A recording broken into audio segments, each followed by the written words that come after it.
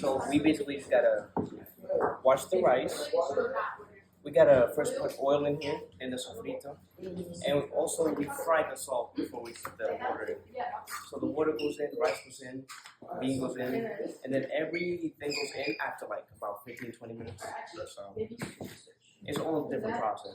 Okay. What's actually in our I still have like 8 dishes at home and it's I feel like everyone's. What's that? Anything. So, ladies, what are we making here? We're making seca de pollo, but we're substituting the pollo for mushrooms. Okay. And what is seco de pollo? So it's a traditional dish that in Ecuador people make usually for lunch. So most of people eat seco de pollo because it is rice, the seco de pollo, and a bunch of vegetables like avocado, lettuce, tomatoes, and stuff like that. So maybe this is in a healthy way. We can replace chicken with mushrooms. Season our mushrooms. We're starting with some adobo. And this is just like I know, but it's gonna don't fry it. You wanna mix it? Or like You already opened. you put it right in one spot. I'm running anyway.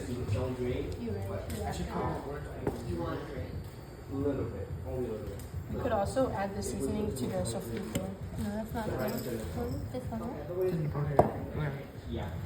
That one is strong. You could like smell it. So I like putting a tiny bit. it depends what kind of smell you want. Oh, sorry. That's like nothing. What is it called and how does it differ from moro?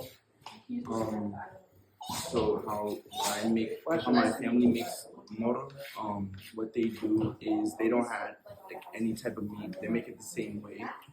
But we boil the beans first and then we dump in the rice. And then we add in like the vegetables like onions and red peppers just to like add it so it tastes like a little bit better. Where's the salt? They're using it.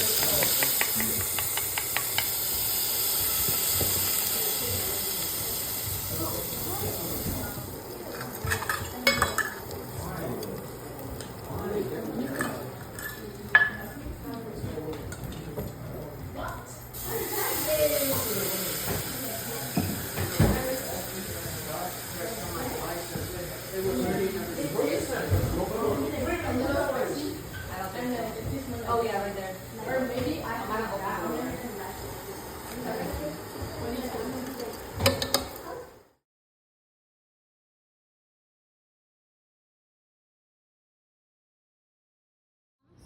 So basically, if someone needed, we can provide it in an easy way. But when I came to United States, specifically here in Harlem, was a little bit difficult because most of the farmers or local farmers were too far away of the apartments, and we don't have like healthy food necessarily for all people. So most of the things that we can find are delis, fast food, something that is not good for the health for people.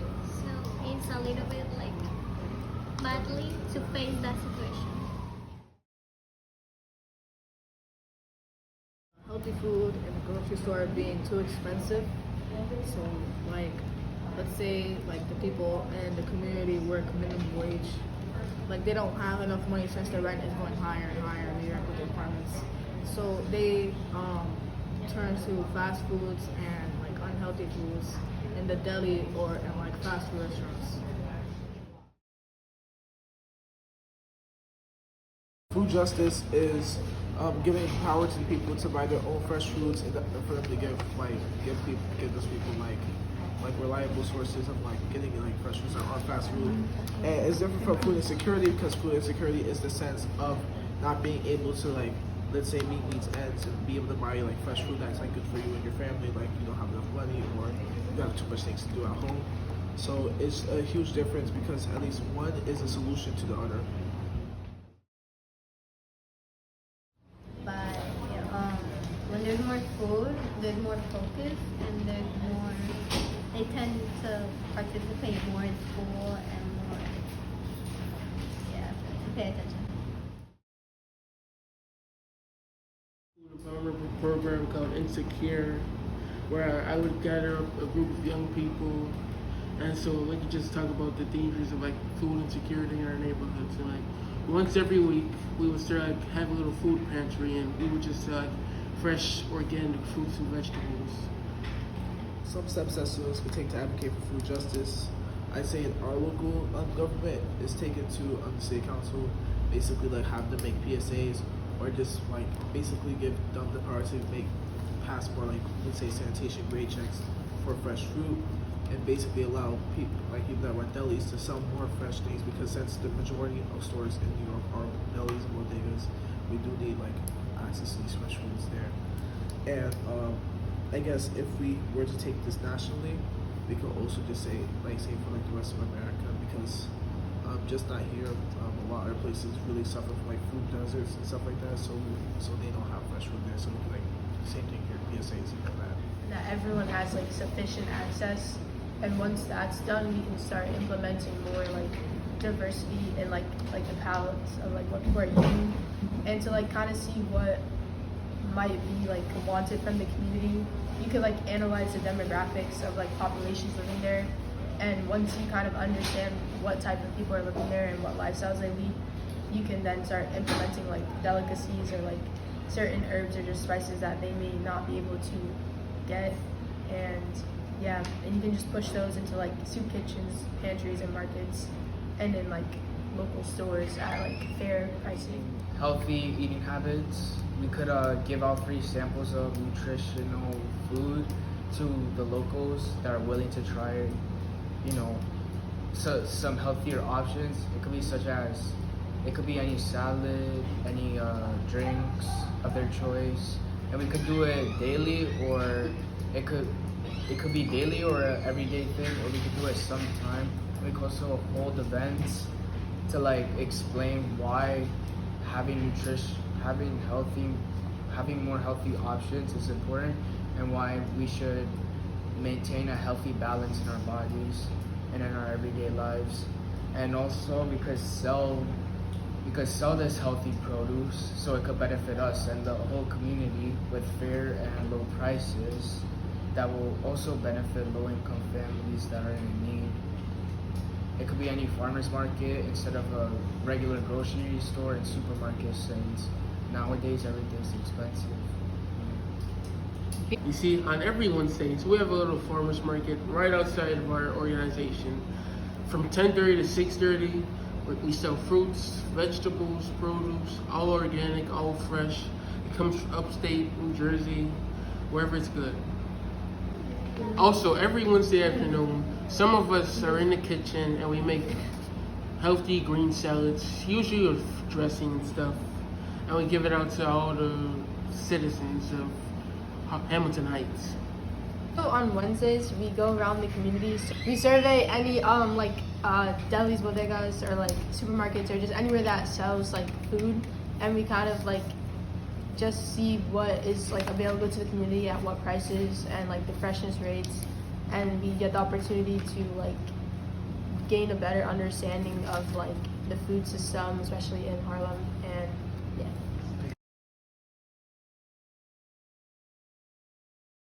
By going around the neighborhood, giving like PSAs to everyone, and let them know that there's better options out there for you and how it can be better for you and your family. But also we could teach people that already have access to these foods the challenges of food insecurity, like having to just the decrease the benefits of health when it comes to getting fast food options and locally grown fresh options. For many students, like school provides like the basis of knowledge on like how to like function and operate throughout life.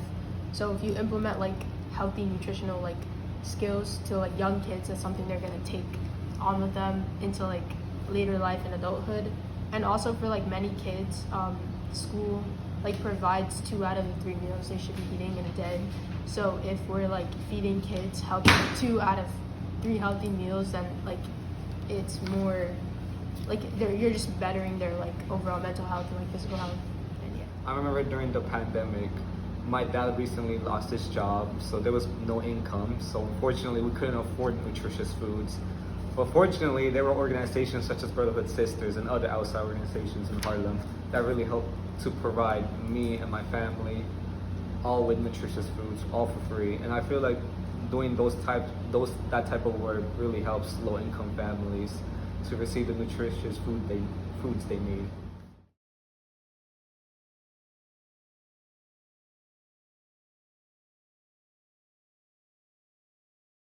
Taste Bud Bud, and it's only found in upstate New York.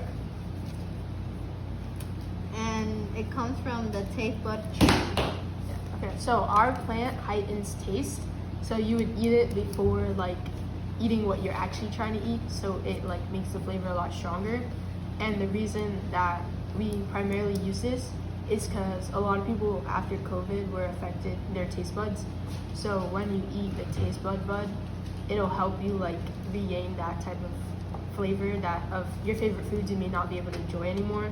And you can use it for like medicinal use or just like for fun to like enjoy a flavor you really like more. And the only flaw is that It only grows from high altitude. so it's very hard to harvest. But here's our taste bud. So if you find it, eat it. So my plant is called My Sunshine, and it's from Ohio, Cleveland, right? Which is in the U.S. And the diseases or illness that can cure is like it can restore muscle tissue. So like let's say like you tore like a muscle in your leg, if you like eat this plant with like tea or a food, you can restore your muscle tissue slowly. And with recipes, you can make with this food. You can make tacos, and on Tuesday. And one flaw this plant has, it needs to be in constant light. So my plant is called Deorum, which means of the gods in Latin. It can only be found in Arctic, like super freezing cold regions. The things that can cure, it can help with memory loss and joint pain, because yeah, a lot of Arctic plants have that ability. The recipes they can make with this plant is like awesome sauce, like a type of sauce that like helps you like your memory, stuff like that. One flaw is that it's only in the Arctic, like I said earlier, and will wilt immediately when it ever gets over 30 degrees Fahrenheit. My plant name is like Equaplactus, where it's from Ecuador, especially from the tropical zone. Some disease that they can cure this plant is cough, cold, asthma, and phlegm. Some recipes can be tea, eucalypto pasta, hot sauce, and something that is flaw for this plant is that they consume a lot of water. The name of my superpowered plant is Super Urge. Yeah. You know what it does best is like it can help lower diseases. It can help like cure diseases like cancer, maybe infections like STIs and stuff. The plant is from Florida because ours just grow in like warm climates like there. And and things you can make it with is like you can make like an organic orange juice with it, not that stuff in the store, that sugary stuff. You can also put it in a fruit salad, maybe put like a little dressing or a vinaigrette. And side effects to this, just don't eat like 25, 30 of them because you'll be dead. Our superpower plant is called obesity, and it's from the Central Amazon, located in Central America. It's also located in Southern Ohio. And the diseases and illnesses of this plant could cure is obviously obesity.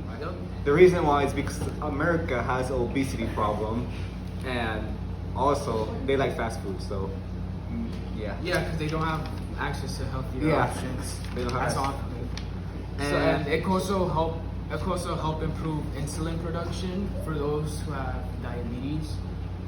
And some things you could make with this plant is salad dressings. You need a lot of obesity for that salad dressing. Yeah, though it's very healthy and might help you lose weight. And what is the one flaw this plant has? It can't handle heat. So if it's hot, good luck. Yeah, it needs to be cool in a low dark room at all times. That's how it could improve to help grow, and that's pretty much all.